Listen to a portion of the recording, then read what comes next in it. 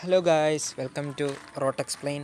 Rote explain എന്ന ചാനലും പേജും തുടങ്ങിയിരിക്കുന്നത് ഷോർട്ടായിട്ടുള്ള കണ്ടൻസ്, അതായത് ഇപ്പോൾ 1 മിനിറ്റിലോ 2 മിനിറ്റിലോ എനിക്ക് നിങ്ങൾക്ക് എക്സ്പ്ലെയിൻ ചെയ്തു തരാൻ പറ്റുന്ന കണ്ടൻസിനെ കുറിച്ച് എക്സ്പ്ലെയിൻ ചെയ്തു തരാൻ വേണ്ടിയാണ്. ചുമ്മാ ഒരു രസത്തിന് തുടങ്ങിയതാണ്. അപ്പോൾ ഇന്ന് ഞാൻ എക്സ്പ്ലെയിൻ ചെയ്യാൻ ഉദ്ദേശിക്കുന്നത് ഹൊവേർഡ് ഗാർണർ എന്നൊരു സൈക്കോളജിസ്റ്റിൻ്റെ മൾട്ടിപ്പിൾ തിയറി ഓഫ് ഇൻ്റലിജൻസ് എന്ന് പറഞ്ഞൊരു ഇതിനെക്കുറിച്ചാണ്. പുള്ളിയുടെ ഒരു തിയറിയാണ്. പുള്ളി പറയുന്നത് ഇൻ്റലിജൻസ് എന്ന് പറയുമ്പോൾ നമുക്ക് എന്നാ പറയണ്ടേ, ഒരാൾക്ക് ഇൻ്റലിജൻസ് ഉണ്ടോ ഇല്ല എന്നുള്ളത് ബൈനറിയായി കാണാൻ പറ്റത്തില്ല എന്നാണ്. അതായത് ഇൻ്റലിജൻസ് എല്ലാവർക്കും ഇല്ലെങ്കിലും റിലേറ്റീവായിട്ടേ കാണാൻ പറ്റത്തുള്ളൂ, ബൈനറിയായി കാണാൻ പറ്റത്തില്ല. എന്നാലും ഒരാൾ ഇൻ്റലിജൻ്റ് ആണോ അല്ലയോ എന്ന് നമ്മൾ ബൈനറി ഉത്തരം ചോദിച്ചിട്ടുണ്ടെങ്കിൽ ഇപ്പം 0-1 എന്ന് പറയുന്ന പോലെ യെസ് ഓർ നോ പറയാൻ പറ്റത്തില്ല.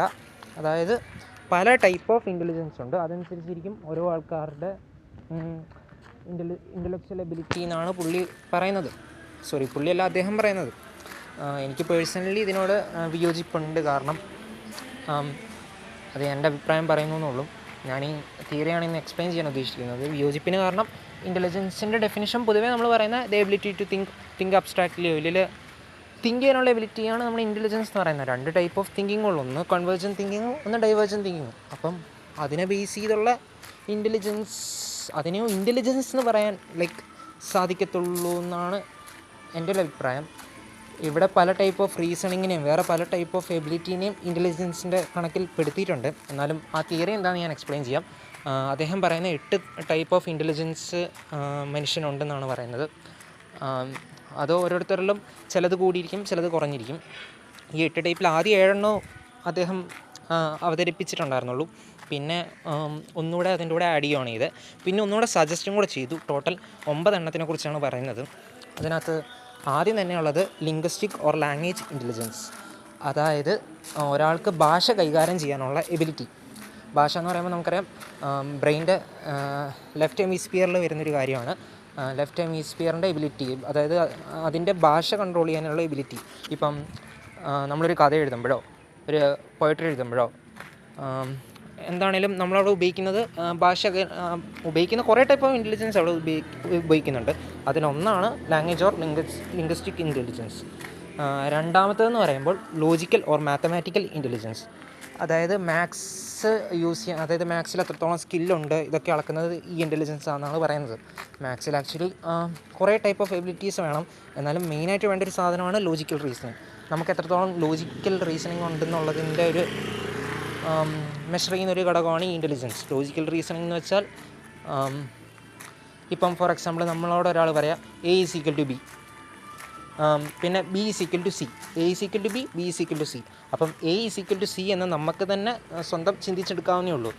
അത് നമ്മളൊരു റീസണിങ് അപ്ലൈ ചെയ്യുന്നതുകൊണ്ടാണ് നമുക്കത് മനസ്സിലാവുന്നത്. അതിനെയാണ് ലോജിക്കൽ റീസണിങ് എന്ന് പറയുന്നത്. അത് നമ്മൾ സമൂഹത്തിൽ നിന്ന് ഒരു ചുറ്റുപാടുന്ന് ജനിച്ചപ്പം മുതൽ ഓരോരുത്തരും കേട്ട് നമ്മളത് എന്നാ പറയണ്ടേ, അതുമായിട്ട് പൊരുത്തപ്പെട്ട് വരുന്നതാണ്. നമ്മൾ ശരിക്കും ഒരു ലോജിക്കൽ ബീയിങ് അല്ല, നമ്മൾ ലോജിക്കലായി വരുവാണ് ചെയ്യുന്നത്. പക്ഷേ ആ ലോജിക്കൽ റീസണിങ്ങിൻ്റെ എബിലിറ്റി ഓരോരുത്തരിലും മാറിയിരിക്കും. അത് ഷോർട്ട് വീഡിയോ എന്ന് പറഞ്ഞാൽ ഇപ്പോൾ തന്നെ 3 മിനിറ്റിന് മേലെ ഒരു ലെങ്തി വീഡിയോ ആയിരിക്കും. ഓക്കെ, തേർഡ് ഇൻ്റലിജൻസ് എന്ന് പറയുന്നത് കൈനസെറ്റിക് ഇൻ്റലിജൻസ്. അതായത് നമ്മൾ ചിന്തിക്കുന്ന പോലെ നമ്മുടെ ബോഡീനെ യൂസ് ചെയ്യാനുള്ള എബിലിറ്റി, ബോഡി മൈൻഡ് കോർഡിനേഷനൊക്കെ ഇതിനകത്താണ് വരുന്നത്. ഇപ്പം നല്ല അത്ലീറ്റ്സിനും പിന്നെ ഡാൻസേഴ്സിനൊക്കെ ഈ ടൈപ്പ് ഓഫ് ഇൻ്റലിജൻസ് ആണ് ഉള്ളത്. പിന്നെ 4ാമത്തെ ഇൻ്റലിജൻസ് എന്ന് പറയുമ്പോൾ സ്പേഷ്യൽ ഇൻ്റലിജൻസ്. അതായത് സ്പേഷ്യൽ റീസണിങ്ങിനുള്ള എബിലിറ്റി. ഫോർ എക്സാമ്പിൾ നമ്മളിപ്പോൾ ഒരു 3 ഡയമെൻഷണൽ ഒബ്ജക്റ്റ് നമ്മുടെ മനസ്സിൽ വ്യൂ ചെയ്യുന്നു. ഇപ്പോൾ ഒരു ഫിസിക്സിൻ്റെ പ്രോബ്ലം ചെയ്യുമ്പോൾ ചിലതൊക്കെ നമുക്ക് ബ്രെയിനിൽ ഇങ്ങനെ ചിന്തിച്ച് നോക്കേണ്ടി വരത്തില്ല. ചിലവരത് പേപ്പറിൽ ചെയ്ത് നോക്കി എഴുതും, ചിലവരത് ബ്രെയിനിൽ വിഷ്വലൈസ് ചെയ്യും. അപ്പോൾ ആ വിഷ്വലൈസ് ചെയ്യാനുള്ള എബിലിറ്റിയാണ് സ്പേഷ്യൽ ഇൻ്റലിജൻസ്. ഇപ്പം നമ്മൾ വണ്ടി ഓടിക്കുമ്പോൾ ആണെന്നില്ല, നമ്മൾ എന്തെങ്കിലും സ്ഥലമൊക്കെ ഓർത്ത് വെക്കുമ്പോൾ നമ്മുടെ സ്പേഷ്യൽ ഇൻ്റലിജൻസ് ആണ് അപ്ലൈ ആവുന്നത്. പിന്നെ ചെസ്സ് കളിക്കുമ്പോൾ ഇപ്പം ഫോർ എക്സാമ്പിൾ അടുത്ത കരു എങ്ങോട്ട് നീക്കണം എന്നൊക്കെ നമ്മൾ ആദ്യമേ കണക്ക് കൂട്ടത്തില്ലേ. അപ്പോൾ അത് ബ്രെയിനിൽ അങ്ങനെ ചെയ്ത് നോക്കുന്നതൊക്കെ സ്പേഷ്യൽ ഇൻ്റലിജൻസിൻ്റെ ഭാഗമായിട്ട് വരുന്നതാണ്. വിഷ്വലൈസ് ചെയ്ത് നോക്കാനുള്ള എബിലിറ്റി. ആർട്ടിസ്റ്റുകളും പിന്നെ പല ഫിസിക്സുകളും പലവരും ആർട്ടിസ്റ്റ് എന്ന് ഉദ്ദേശിക്കുന്ന പെയിൻറ്റിങ് ആർട്ടിസ്റ്റുകളാണ്. അവരൊക്കെ ഈ ടൈപ്പ് ഓഫ് ഇൻ്റലിജൻസ് ആണ് ഉപയോഗിക്കുന്നത്. 5ാമത്തേതെന്ന് ഉദ്ദേശിക്കുന്നത് മ്യൂസിക്കൽ ഇൻ്റലിജൻസ് ആണ്. അതായത് റിതം മനസ്സിലാക്കാനുള്ള കഴിവ്. ഫോർ എക്സാമ്പിൾ അതിപ്പം മ്യൂസിക്കൽ റിതം ആവാം. ഇപ്പം മ്യൂസീഷ്യൻസൊക്കെ ഇൻ്റലിജൻസ് ഉപയോഗിക്കാറുണ്ട്. പിന്നെ നമ്മളിപ്പം വണ്ടി ഓടിക്കുമ്പോൾ സ്റ്റിയറിങ് തിരിക്കുന്നതൊക്കെ അത് നമ്മൾ അതുമായിട്ട് യൂസ്ഡ് ആവുമല്ലേ ചെയ്യുന്നത്. അത് ആ ഒരു റിതം ബേസ് ചെയ്തിട്ടാണ് നമ്മൾ യൂസ്ഡ് ആവുന്നത്. കീബോർഡ് യൂസ് ചെയ്യുമ്പോൾ ലൈക്ക് ഇൻസ്ട്രുമെൻറ്റ് കീബോർഡല്ല, ഫോണിലെ കീബോർഡൊക്കെയാണ്, ഫോണിലെ ലാപ്പിലൊക്കെ കീബോർഡാണെങ്കിൽ തന്നെ അത് ഒരു റിതം ബേസ് ചെയ്തിട്ടാണ് നമ്മളത് യൂസ്ഡ് ആവുന്നത് നമ്മളതുമായിട്ട്. അതൊക്കെ ഈ മ്യൂസിക്കൽ ഇൻ്റലിജൻസിനെ ഡിപ്പെൻഡ് ചെയ്തിരിക്കും. പിന്നെ ആറാമത് വരുന്നൊരു ഇൻ്റലിജൻസ് എന്ന് പറയുമ്പോൾ ഇൻ്റർപേഴ്സണൽ ഇൻ്റലിജൻസ്.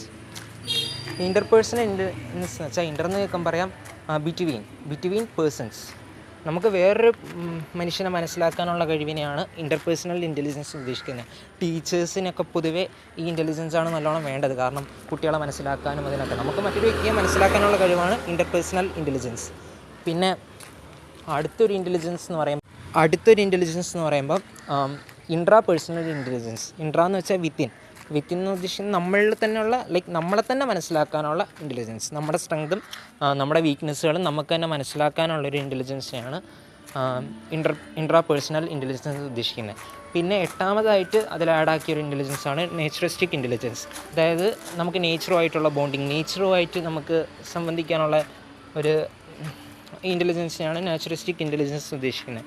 പിന്നെ ഒമ്പതാമതായിട്ട് ഒരു ഇൻ്റലിജൻസ് സജസ്റ്റ് ചെയ്യുകയും കൂടെ ചെയ്തു. ആ തിയറിയിലില്ലെങ്കിലും അദ്ദേഹം സജസ്റ്റ് ചെയ്തിരുന്നു. അതിനെ പറയുന്നതാണ്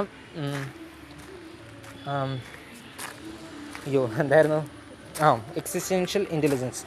അതായത് ഫിലോസഫിക്കൽ ഇൻ്റലിജൻസ് ആണത്. അത് നമ്മുടെ അബ്സ്ട്രാക്ട് റീസണിങ് മെഷർ ചെയ്യുന്ന ഒരു സാധനമാണ്. അബ്സ്ട്രാക്റ്റ് എന്ന് ഉദ്ദേശിക്കുന്ന ഇൻടാൻജിബിൾ ആയിട്ടുള്ള സംഭവങ്ങൾ. അതായത് ഫോർ എക്സാമ്പിൾ ഇപ്പം ഇൻടാൻജിബിൾ എന്ന് വെച്ചാൽ ഇപ്പം വീട്, ഹൗസ് ഒരു ടാൻജിബിളായ വസ്തുവാണ്, നമുക്ക് കാണാൻ പറ്റും, സ്പർശിക്കാൻ പറ്റും, അങ്ങനെയുള്ളതാണ്. ഇപ്പം ലവ് ഒക്കെ ഇൻടാൻജിബിളാണ്. അതേപോലെ ഇൻടാൻജിബിളായിട്ട്, അതായത് അബ്സ്ട്രാക്ട്ലി തിങ്ക് ചെയ്യാനുള്ള എബിലിറ്റി. ഇപ്പം മാത്സ് ഒക്കെ പഠിക്കുമ്പോൾ നമ്മൾ അബ്സ്ട്രാക്ട്ലിയാണ് തിങ്ക് ചെയ്യുന്നത്. ഇപ്പോൾ ഒരു സിമ്പിൾ ഉപയോഗിച്ച് നമ്മളതിനെ വേറൊരു സാധനമായി കണക്ട് ചെയ്യുകയാണ് ചെയ്യുന്നത്. ഇപ്പം എൻ്റെ പേര് ആദിത്യം എന്നുള്ളതാണ്. ആദിത്യം എന്ന് ഉദ്ദേശിച്ചത് ഞാനാണ് ഉദ്ദേശിക്കുന്നത് ഒരു അബ്സ്ട്രാക്ട് കോൺസെപ്റ്റാണ്. ശരിക്കും ആദിത്യം എന്ന് പറയുമ്പോൾ പേരിടുമ്പോൾ അതുമായിട്ട് ഞാനൊരു ബന്ധമില്ല. ഞാനെന്ന മനുഷ്യനായിട്ട് ഇപ്പോൾ ആൾക്കാർ എന്നെ വിളിക്കാൻ വേണ്ടി ഉപയോഗിക്കുന്നതാണ് ആ ഒരു നെയിം. അപ്പം അതൊരു അബ്സ്ട്രാക്ട് കോൺസെപ്റ്റാണ്. അപ്പം അബ്സ്ട്രാക്ട്ലി തിങ്ക് ചെയ്യാനുള്ള എബിലിറ്റി. പിന്നെ എക്സിസ്റ്റൻഷ്യൽ ഇൻ്റലിജൻസ് എന്ന് ഉദ്ദേശിക്കുമ്പോൾ ഇപ്പോൾ ഫിലോസഫിക്കലായിട്ട് ഇപ്പം നമ്മൾ എന്തിന് എക്സിസ്റ്റ് ചെയ്യുന്നു, ലൈക്ക് അങ്ങനെ കുറേ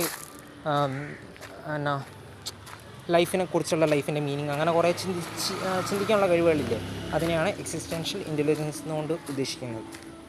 ഓക്കെ, അപ്പം ഇത്രയും 9 ഇൻ്റലിജൻസാണ് ഞാനിന്ന് പറയാൻ ഉദ്ദേശിച്ചത്. ഞാൻ ചെറിയൊരു വീഡിയോ ആക്കി ചെയ്യാനാണ് ഉദ്ദേശിച്ചത്, പക്ഷേ ഭയങ്കര ലെങ്തി ആയിപ്പോയി, സോറി.